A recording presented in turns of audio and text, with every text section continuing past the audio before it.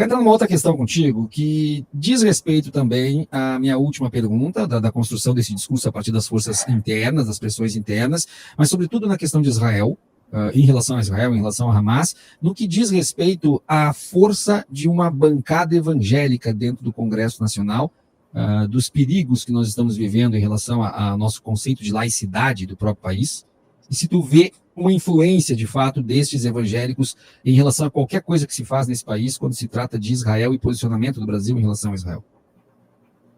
Vejo sim, cara. Vejo que, inclusive, os evangélicos são uma dessas frentes desse lobby sionista no Brasil. Assim, eu tenho lido, não muito, até agora de tempo, mas bastante sobre a questão aqui no Rio de Janeiro, Complexo de Israel. Complexo de Israel. Aquilo que está acontecendo ali é assustador.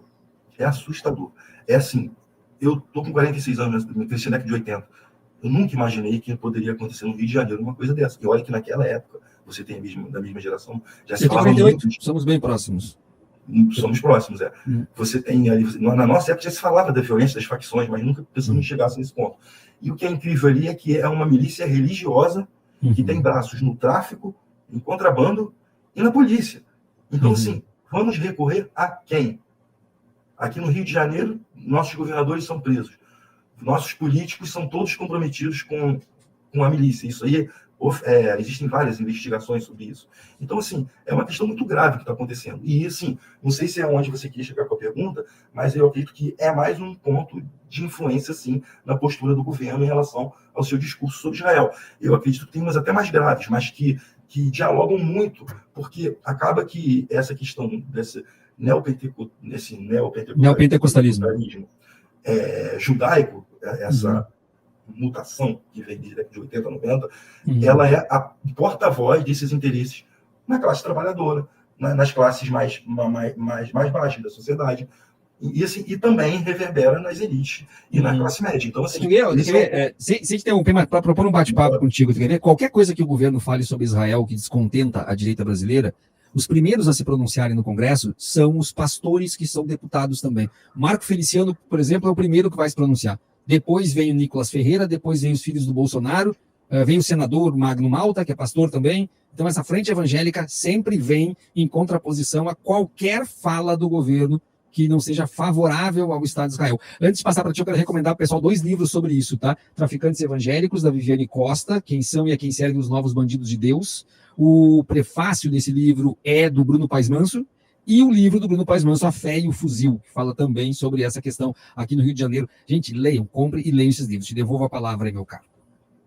Não, fundamental. Isso é assustador e, assim, é um problema que a gente precisa lidar com muita urgência, porque a gente vivendo nesse conflito interno, nessa situação interna que a gente vai vivendo, em que as esquerdas estão sendo enfraquecidas. As eleições dão um exemplo disso, tá? E se não houver uma discussão séria, estrutural, em relação ao crescimento tanto dessas milícias assim, evangélicas, que estão falando na questão do crime, como também um crescimento na política desses núcleos, desses setores neopentecostais e religiosos, de forma geral, olha, Viário, 2030, 2026 a gente tem, apesar de ser, eu penso, o egoísmo da nossa parte, a gente tem esperança em 2026 do Lula continuar. Mas 2030, bicho, a esquerda hoje não tem quadro, não. Hoje não tem quadro. Havia uma esperança com o Flávio Dino, né? Era uma esperança. Cara, eu acho que colocar o Dino no Supremo foi uma jogada genial do Lula, cara. Sabe por quê? Porque, tudo bem, o Dino é muito importante no campo político, apesar do STF ser uma corte política, mas na configuração que a gente tem do STF, colocar um cara com a capacidade do Flávio Dino é importante para a estabilidade e colaboratividade política do Brasil por muitos anos. Tá? Porque a gente sabe que vai vir uma... Cara, a gente corre o risco de ter um Marçal presidente da República. Isso é real. Imagina você não ter ninguém numa corte como o Dino, por exemplo, que pode fazer pelo menos barulho sozinho. Mas, assim, eu acho que foi uma boa jogada do Lula. E, assim, o Dino, não sei se ele vai se apegar muito ao cargo, não, se ele achar que precisa sair da corte e vir para a política. Novamente, eu acho que ele vem. A questão é, ao mesmo tempo que ele está fazendo um grande serviço pelo país, a gente tem visto as decisões dele, ele tem a consciência de que o ministro da corte tem que ser um cara mais reservado, tem que ser um cara que não se deixa levar pela opinião pública, e isso atrapalha a imagem política do cara. Aí existe um conflito, mas eu acho que o Lula acertou sim.